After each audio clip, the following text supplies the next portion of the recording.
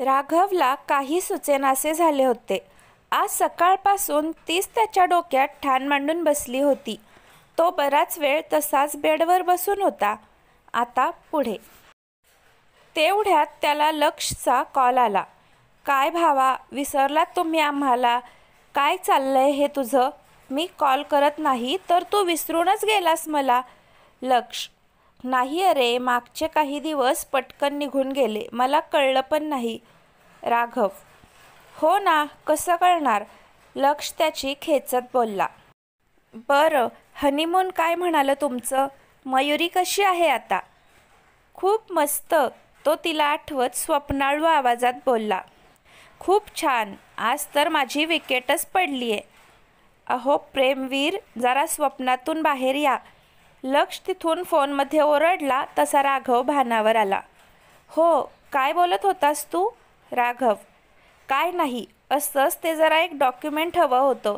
तू नाहीस इथे तर माझी वाट लागतीये. अरे ये रे लवकर ऑफिसला, तुला मेल केलंय मी, तो बघ. लक्ष वैतागत बोलला. हो रे, जरा एकटं सोड मला, जमलं तर ये भेटायला. राघव. होय हा शहाण्या, तूच ये ना तिला घेऊन माझ्या घरी. आईला तिच्या सुनेला बघायचं आहे. लक्ष. हो अरे, त्यांना भेटायचं राहूनच गेलंय. उद्या शनिवार आहे, बघतो तुला कळवतो. राघव. ठीक आहे, ठेवतो. हा खडूस जरा टाइमपास करू देत नाही. तू पाठवते लवकर, बाय. लक्षने फोन ठेवला तसं राघव लॅपटॉप काढून बसला. त्याला तसं बिझी बघून मयुरी तिचं आवरून हळूच खाली निघून गेली. रात्री जेवणानंतर सगळे गप्पा मारत बसले होते. मयुरी मात्र नुसतं ऐकायचं काम करत होती. आरोही राघवच्या खोड्या काढत होती. सगळे त्यावर हसत होते. त्या तिघांची मिळून खूप मस्ती चालू होती. तिला ते बघून खूप मस्त वाटत होतं. ती जेव्हा पहिल्यांदा या घरात आली होती तेव्हाच तिला हे घर आवडलं होतं. खूप दिवसांनी असं ती बाहेर पडली होती. त्यापेक्षा तिला बाहेर काढलं होतं. राघवच्या आईनं तिच्या बाबांकडून परवानगी मागितली होती. त्यानंतर प्रिया आणि राघव तिला घेऊन आले होते. त्याचं घर म्हणजे छोटासा बंगला होता. सभोवती छान बाग तयार केली होती. मुख्य म्हणजे त्यात एका झाडाला 2 माणसं बसू शकतील असा दोरीचा झोका होता. मयुरी सगळीकडे बघत बघत आत आली. सगळ्यांनी तिचं हसून स्वागत केलं. राघवने स्पेशल सुट्टी काढून हा घाट घातला होता. तो खूप खुश होता. त्याला तिच्यासाठी काय करू काय नको असं झालं होतं. तिला तो स्वतः फिरून घर दाखवत होता. तिच्या छोट्या छोट्या रिॲक्शनवरून तिला तो झोका आणि गच्ची खूप आवडले असं समजलं होतं. सगळे तिच्यासोबत छान गप्पा मारत होते. ती पण हळूहळू त्यांच्यासोबत रमत होती. प्रियानं तिला झोक्यावर नेऊन झोके दिले होते. ती खुश वाटत होती. दुपारचं जेवण राघवने बनवलं होतं, पण त्यानं घाईघाईत कशातच मीठ टाकलं नव्हतं. जेव्हा सगळ्यांना समजलं तेव्हा सगळे त्याला हसायला लागले होते. तो हिरमुसला होता. मयुरी पण त्याला हसली. तेव्हा तो मात्र खूप खुश झाला.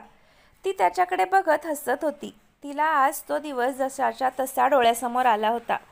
त्यावेळची मयुरी आणि आजची मयुरी दोघीत खूप फरक पडला होता, जे केवळ राघवने घडवून आणलं होतं. तिचं मन त्याच्याकडे हळूहळू ओढ घेत होतं. राघवने तिला पूर्ण मोकळीक दिली होती. तो तिच्यासाठी थांबला होता. तिला समजून घेत तिला पुढचा मार्ग दाखवत होता. तो ज्या संयमानं तिच्यासोबत वागत होता त्यानं तिच्या मनात तो हळूहळू त्याची जागा बनवत होता. हळूवारपणे जपत होता. तिला समजत होतं तिला नक्की काय होतंय ते, पण ती तो विचार झटकत होती. सगळ्यांना झोप आली तसे ते झोपायला निघाले. राघवने मयुरीला आवाज दिला तशी ती उठली. राघव, तिने हाक मारली तसा तो थांबला. बोल ना, काय झालं? राघव, तू आजपासून बेडवर झोप, मी सोफ्यावर झोपेन. ती. अगं नको, तुला जमणार नाही. मला चालेल अगं, तू नीट झोप फक्त. तो. ठीक आहे, मग तू पण झोप बेडवर, मला चालेल. असं म्हणत ती तिथून निघून गेली. राघवला त्यानं काय ऐकलं त्यावर विश्वास बसत नव्हता. तो पळत तिच्या मागे गेला. तेव्हा ती रूममध्ये झोपायची तयारी करत होती. मग ती बेडच्या एका बाजूला सरकून झोपली. तिनं मध्ये पिलो वॉल बनवली होती तसा तो दुसऱ्या बाजूला जाऊन झोपला. ती त्याची झोप उडवून शांत झोपून गेली. राघवला मात्र झोपच येत नव्हती. तो तिला बघत झोपेची वाट बघायला लागला. आज शनिवार होता. मयुरी उठून बसली होती. बाजूला राघव शांतपणे झोपल्याचं नाटक करत होता. झोपेत हसत होता. तिला त्याला तसं बघून हसू आलं. खूप गोड दिसत होता तो. आज ती पहिल्यांदा एवढ्या जवळून त्याला निरखत होती. तिला त्याच्या डोक्यावरून हात फिरवायचा मोह झाला. तसा तिनं हात लांब करून त्याच्या जवळ नेला. हे मी काय करते आहे असा विचार करून पटकन मागेही घेतला. ती तिच्या विचारातच आवरायला निघून गेली. तसा तो उठून बसला. त्याला विश्वासच बसत नव्हता. ती आवरून बाहेर आली. त्याला तसं बसलेला बघून त्याच्याकडे तिने बघितलं. त्यानं तिच्याकडे बघितलं तसं ती गडबडून इथे तिथे बघत खाली पळाली. त्याला आता खरोखरच मनात गुदगुल्या होत होत्या. आई, मी मयुरीला घेऊन लक्षकडे जाऊ? राघव: हो जा ना, नाहीतर एक काम कर, आज त्या दोघांनाच बोलाव ना जेवायला. आज सुट्टी असते त्याला. ह्या निमित्तानं माझी नीताशी भेट पण होईल. बऱ्याच दिवसात बोललो नाहीयेत आम्ही. आई: ठीक आहे, बोलावतो. असं बोलत तो बाहेर कॉल करायला निघून जातो. परत येऊन ते येत आहेत असं आईला कळवतो. तसं त्या जेवणाच्या तयारीला लागतात. सायली आणि मयुरी आईला मदत करायला जातात. राघव डायनिंग टेबलवर बसून तिला बघत बसतो. तिच्या मनात नक्की काय चाललंय हे त्याला जाणून घ्यायचं होतं. तिच्या नकळत काहीतरी करून माहीत करून घ्यायला हवं. तो त्याच्याच विचारात बसला होता. पाठीत एक बुक्का बसला तसं त्याला लक्ष आल्याचं कळलं. त्यानं मागे उठून मागे वळून बघितलं तसं त्याने त्याला मिठी मारली. ओ हो, कोणाचा तरी मूड आज खूप छान आहे. लक्ष: गप रे, जरा हळू बोल, सांगतो तुला. राघव त्याला गप बसवत बोलला. कशी आहेस आई तू? त्याच्या आईच्या पाया पडत बोलला. आता आठवण आली का रे तुला माझी?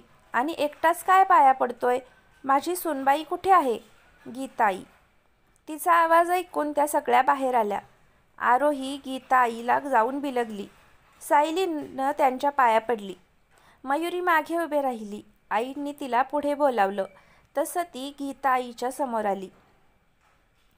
ये रे गुलामा, आता पाया पडा. तसं ते पाया पडतात. तसं त्यांनी त्यांच्या डोक्यावरून हात फिरवला. मयुरीचा चेहरा कुरवाळत त्यांनी तिला जवळ घेतलं आणि अष्टपुत्र सौभाग्यवती भव बोलत आशीर्वाद दिला. तसं ती लाजली. राघव तिला तसं लाजताना बघतच राहिला. लक्ष त्याला ओढत बाजूला घेऊन गेला. काय आहे? राघव वैतागत बोलला. बोल आता पटपट. लक्ष: काय बोलू? राघव अजून तिथे तिच्या जवळच होता. त्याला हलवत लक्षने त्याला जागं केलं. आता तू दिवसा पण स्वप्न बघतोय का? अरे सांग ना, मगाशी काय बोलणार होता? आठवत नाही आता. राघव तसं बोलला तसं लक्षने त्याला जोरात टपली मारली. आठवलं का? अरे त्यानं त्याच्याकडे रागात बघितलं. सकाळी काय झालं ते सांगत त्याला पुढे काय करायचं ते विचारायला लागला. राघव आणि लक्ष एका कोपऱ्यात बसून मयुरीच्या मनात काय चाललंय ते जाणून घेण्यासाठी प्लॅन बनवत होते.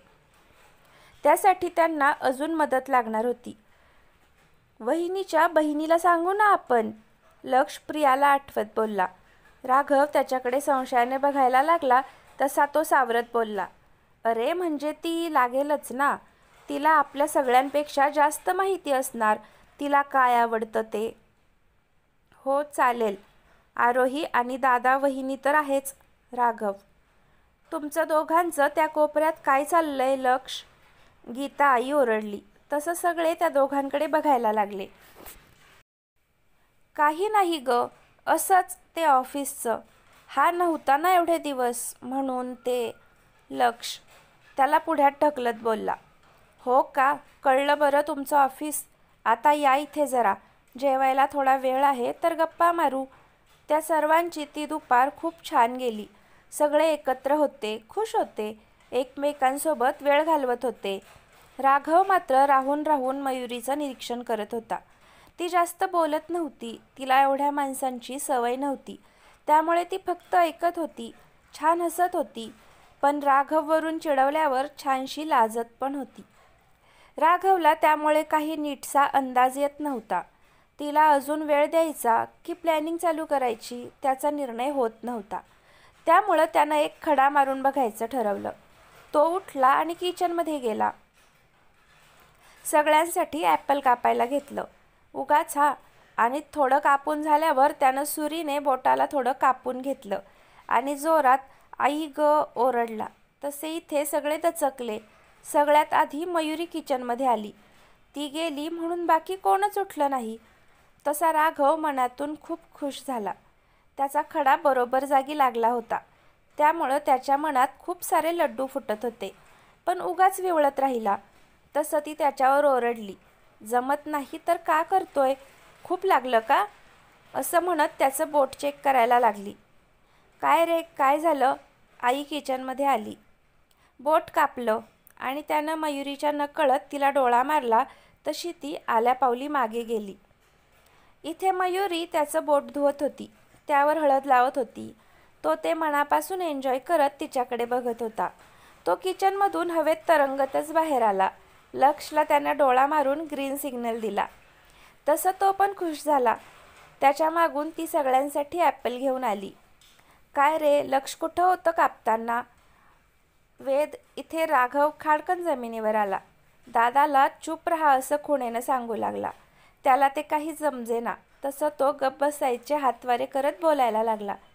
दादा, अरे ते नाही का मी तुला मगाशी सांगत होतो तेच ते. त्यामुळेच लक्ष नव्हतं. दादाला काही कळत नव्हतं पण तो चूप बसला. तसा राघवने सुस्कारा टाकला. गीता आई आणि लक्ष दुपारच्या चहानंतर जायला निघतात. तसं त्या मयुरीला बोलावतात आणि दोन्ही हातात सोन्याच्या बांगड्या घालतात. ती घाबरून राघव आणि आईकडे बघायला लागते. तसा ते तिला डोळ्यांनीच ठीक आहे असं सांगतात. ती परत त्यांच्या पाया पडते. ते निघून जातात तसे सगळे आपापल्या कामाला लागतात. मयुरी त्याच्याकडे आणि एकदा हातातल्या बांगड्यांकडे बघते. त्याला समजतं तिला काहीतरी विचारायचं आहे. तसं तो तिला बाहेर बागेत घेऊन येतो. काय झालं? तो, हे असं महागडं गिफ्ट मला कसं तरी वाटतंय. मी तर आज पहिल्यांदाच भेटले त्यांना. ती, अगं ती आईची बेस्ट फ्रेंड आहे. त्यामुळे ती आईच झाली माझी. लक्ष लहानपणी इथेच पडीक असायचा. आमचं नातं आई मुलापेक्षा कमी नाही आहे अगं. तो वेडा तर भावासारखं प्रेम करतो. काळजी करू नकोस. तिनं तुला ते तुझ्या मुलीच्या हक्कानं दिलंय. वहिनीला पण दिलं होतं. हल्ली तिला जास्त फिरायला जमत नाही म्हणून ती आली नव्हती लग्नाला. तिला अजिबात परकं नको समजूस. तो, तिच्या चेहऱ्यावरचं बरंच टेन्शन कमी झालेलं त्याला वाटलं. तुला सगळंच कसं कळतं मला काय सांगायचं आहे ते? ती, त्यावर तो नुसता हसतो. ती त्याला बघतच राहते. तो होताच तसा. तसं बघताना तिच्या मनात काहीतरी व्हायला लागलं. ही तीच जाणीव होती जी आज तिला सकाळी झाली होती. पण तिला काही कळत नव्हतं. ती त्याची तुलना समीरसोबत करत होती. तो बराचसा त्याच्यासारखा होता. तसाच तिची काळजी घ्यायचा, समजून घ्यायचा. पण तो पूर्णतः दुसरा माणूस होता. तो समीर नाही हे तिच्या मनाला सारखं बजावत होती. तरी ते सारखं त्याच्याकडेच ओढ घेत होतं. तिच्या नकळत ती त्याच्याकडे ओढली जात होती. तिच्या मनात आता विचारांचा पार गुंता झाला होता. तिची ती अस्वस्थता तिच्या चेहऱ्यावर दिसायला लागली. अगं, एवढा विचार करायची काही गरज नाहीये. शांत हो, नाहीतर उगाच डोकं दुखायला लागेल. राघव तिच्या विचारांना ब्रेक लावायला बोलला. ती त्याच्याकडे संशयानं बघायला लागली. ह्याला माझ्या मनातलं सगळं कळतंय. बापरे, ह्याच्याकडे बघायलाच नको. अशा विचारात ती त्याची नजर टाळून पटकन झोक्याकडे निघाली. तर मित्रमैत्रिणींनो, पुढे काय होईल हे आपल्याला पुढच्या भागात पाहायला मिळेल. तुम्हाला ही कथा कशी वाटते आहे कमेंट करून नक्की सांगा. आवडत असेल तर लाईक करा आणि अशाच नवनवीन कथा पाहण्यासाठी आत्ताच चॅनलला सबस्क्राईब करा. तुम्ही व्हिडिओ शेवटपर्यंत पाहिलात त्याबद्दल मनापासून सर्वांचे आभार. धन्यवाद.